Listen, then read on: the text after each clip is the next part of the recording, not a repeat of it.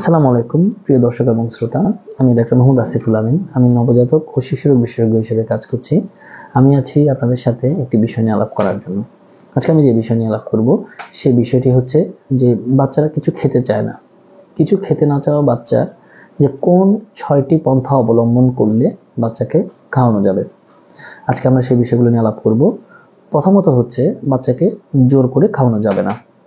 বাচ্চাকে যদি আপনি জোর করে খাওয়ান তাহলে খাওয়ার ব্যাপারে তার অনীহা এবং ভীতি কাজ করবে। 2 নম্বর হচ্ছে বাচ্চাকে ঘন ঘন খাবার দেবেন না।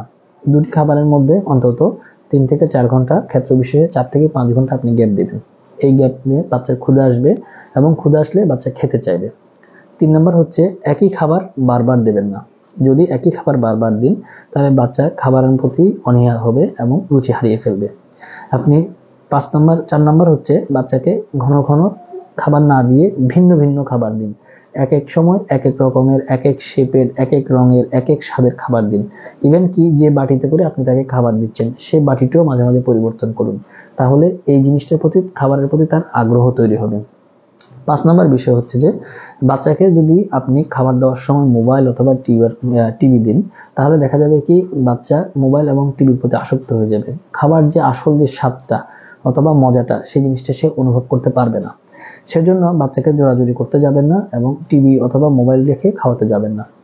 এবং 6 নম্বর বিষয়টি হচ্ছে যে বাচ্চাকে একটা দীর্ঘ সময় নিয়ে আপনি খাওয়াবেন না। বাচ্চাকে একবার খাওয়ানোর জন্য 15 থেকে 20 মিনিট চেষ্টা করুন এবং কোনো খাবার যদি বাচ্চাকে আপনি খাওয়ান সেটা আধা ঘন্টা থেকে 40 মিনিটের বেশি সময় ধরে বাচ্চাকে খাওয়াবেন না। এগুলো যদি আপনি মেনটেন করতে পারেন তাহলে দেখা যাবে বাচ্চা খাওয়ার প্রতি আগ্রহী হবে। তো আজকে এ পর্যন্তই। ধন্যবাদ সবাইকে।